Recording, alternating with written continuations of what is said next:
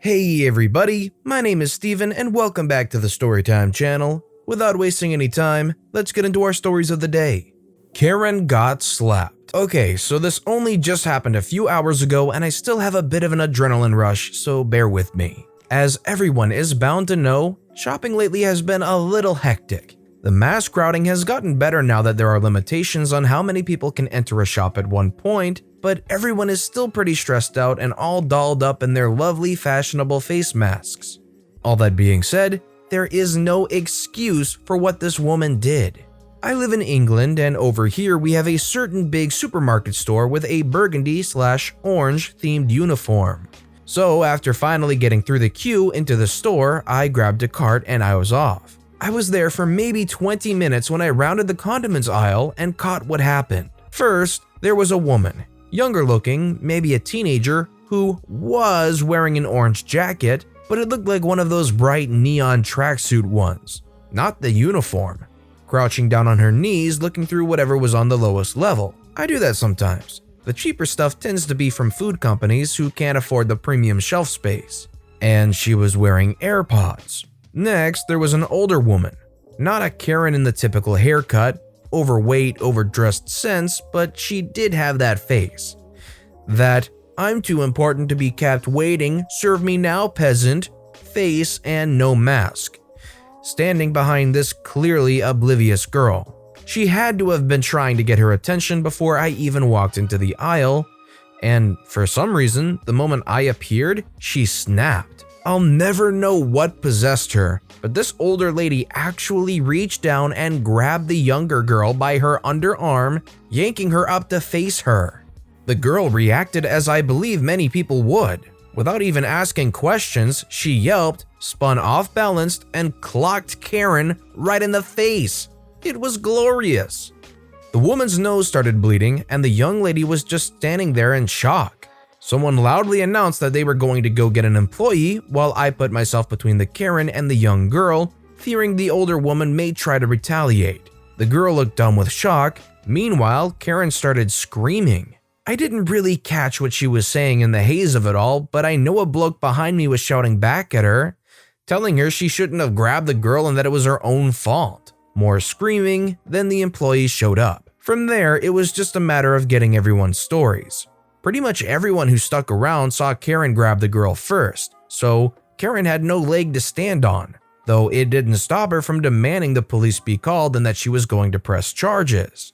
The police had already been called by a manager and us witnesses were asked to stay and wait for them. Some couldn't as they were with their families and such, but I, having nothing better to do, stuck around. At this point, the girl had calmed down and was just kind of standing there silently while this woman continues to scream about pressing charges and suing and fired, while the manager just kept on repeating things like, "She doesn't work here, ma'am. Please calm down, ma'am."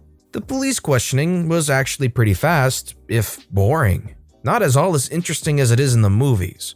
I didn't get to see a grand parade of Karen being dragged away in cuffs, sadly. Once all the statements had been taken, both women were escorted out by police, and that was pretty much the end of it for me. I did still see them in the parking lot speaking to different officers, but couldn't get close enough to hear anything that went down. I made sure the police in the store had my number just in case, finished my shopping, and then went home. It's been a few hours, it was surreal, and I'm actually kind of hoping it ends up on YouTube in the next few days. So there's my story, hope it entertained. I don't think I have the reflexes to turn around and clock somebody in the face if they grabbed me by the arm, but I feel like I'd definitely be susceptible to at least pushing somebody back. You just can't go around and grab somebody. Even if they're an employee, you can't just grab them. If this was you and they grabbed your arm, what would you have done? Let me know in the comments section down below. Hubby was a Karen. We went shopping last week and since we were wearing masks, I think my hubby was a little bewildered when this happened. So we start our shop and I have the trolley since I want to get in and get out. I lost hubby for a while and after a few minutes I hear a commotion in the aisle behind me and being nosy I went to look. There is my husband having words with a strange lady about something in the trolley. I walk over trying to find out what is the matter. Keep in mind we are all wearing masks. I hear my husband telling this total stranger, Will you please stop buying X brand food because you know I only eat Y brand? The lady says, but I like this and you eat it all the time. So I walk over to my husband and ask him why he is bothering this lady. I think then both of them realized they were fighting with the wrong spouse. Her hubby eventually found her and was so happy she bought Y brand for him.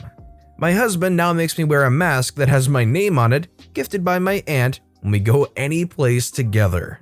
That's probably just about as awkward of an argument that you can find yourself in that I can think about, but I feel like unless their voices were that similar and they looked that similar, they should be able to identify who they are. Someone thinks I work here and I reply like an idiot. So I'm in high school. Me and my friends wanted to go to a Goodwill store before quarantine. We go to try and find stuff that we could sell online and make a bunch of money. Hey, you work here, right? I was wondering if those were the only backpacks in sale. By any chance, do you have any in the back? I don't know what happened, but my mind went blank. Sorry, I don't live here. I started tripping on my words trying to say work and live. The man chuckled and says he hoped I don't. We laugh and go our different ways. My friends get a good laugh every time I bring it up. Is the Goodwill thing super ethical? I mean, I guess Goodwill in its own right is there as a donate to us, but we'll just sell it all back anyways and make a profit off of it. I don't rightly know, actually. I don't work here, lady success. I usually try to avoid employees at grocery stores. They're busy with their jobs and whatever my needs are can wait. If I can't find something, I'll search the entire store before I dare ask someone where something is. Or peek around at other people's carts and ask them kindly, oh, where'd you find that? People are usually willing to help if it doesn't inconvenience them. This day, my mother sent me to the store to get steaks. Nothing else as she already went shopping, but she wasn't happy with the steak selection at that store. Steaks are an unknown world to me. I don't know what I'm looking for. If I got the wrong one for my mother, I knew I'd be hearing it for a week. Looking at this wall of meat was overwhelming, so I see a couple 30s picking out a few steaks. I kindly asked them, sorry, I know you don't work here. Do you know anything about steak? I'm supposed to pick up some for my family, but I don't know what I'm looking for. The husband rolled his eyes and laughed and said, ask her. The wife busted out laughing, saying, I'm actually a chef downtown. Of course I can help you. Y'all, I learned so much about steaks in the 5 minutes we talked. She asked me how I plan to cook it. On the grill. How many people I'm feeding? 3. Do I plan to marinate? Yes. For how long? Up to an hour. She picked out the best cuts of New York strip for me, took me down to the spice aisle and told me how to make a marinade, how high to set the grill, how to time it perfectly, told me how to rotate it 45 degrees twice, once on each side. I went home and made the best steak dinner for my family. They were so impressed. Now I'm in charge of grilling steaks for family occasions like Easter, Memorial Day, Dad's birthday, and so on. Thank you so much to the kind lady who didn't work there. You have no idea how much your attention impacted my life that day. I'm forever grateful.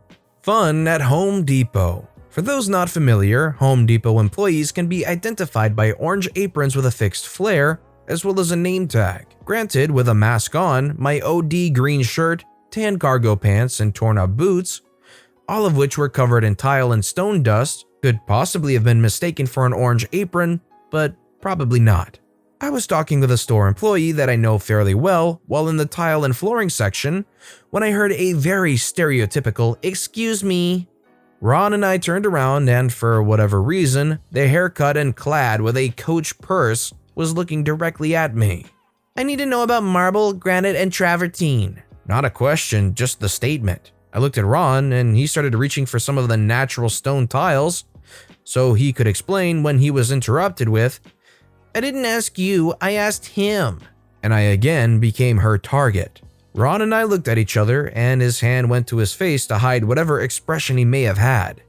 His trainee was visibly confused. Well, marble is a metamorphic rock with a small grain structure of carbonate mineral, whereas granite is a igneous rock known for its moderately sized crystalline grains. Travertine is a sedimentary rock classified as a limestone, making it the most similar to marble. However, it lacked the pressure and temperature to become marble prior to quarrying. Karen was confused, the trainee was shocked, and Ron started laughing. Apparently, Karen was upset that Ron laughed, but she was more upset when one of the other guys in the section, also a guy I know, said something in Spanish of similar duration to what I said to the two guys helping him load tile onto a flat cart, after which they stopped loading the cart and were also laughing. The Karen apparently gave up on us and went to an employee in the adjacent appliance department. Shortly after which, the manager arrived with Karen by his side. This man was very rude when I asked him a question and you need to do something about it. The guy in the green shirt? Karen, rolling eyes. Yes, the guy in the green shirt. Well, he operates a nuclear reactor for a living, so pretty sure he's not one of my employees. So there's not a whole lot I can do other than ask him to be nice to the other customers. Step 1, embarrass the Karen. Step 2, let the Karen embarrass herself again. It must have been even more fun the second time the Karen embarrassed herself. It was me. I was the wrong one. Short one here. I was the Karen. Is it Kevin for us guys? Today, I had to get tires put on my car as the back two were down to the wire. One actually did let go yesterday on the way home.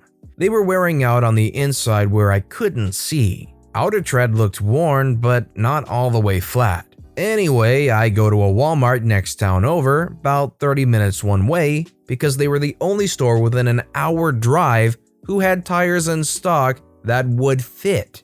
Walked in, saw a lady who looked like she worked there cleaning up a cart. The Walmart in my own town has people who stand there cleaning carts for customers, so I naturally figured that that's what she was doing.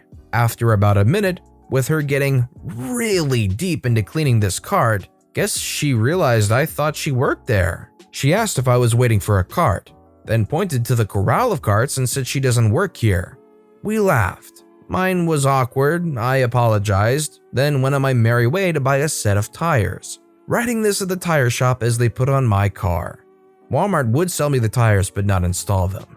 I don't think in this situation you can call yourself a Karen or a Kevin because you didn't act like a Karen or a Kevin. You simply made the misjudgment, which is one part of it, but to fulfill the title as Karen, you gotta live up to that. You gotta provide something that really makes you go, oh, that's a Karen. I think OP is totally in the clear on this story.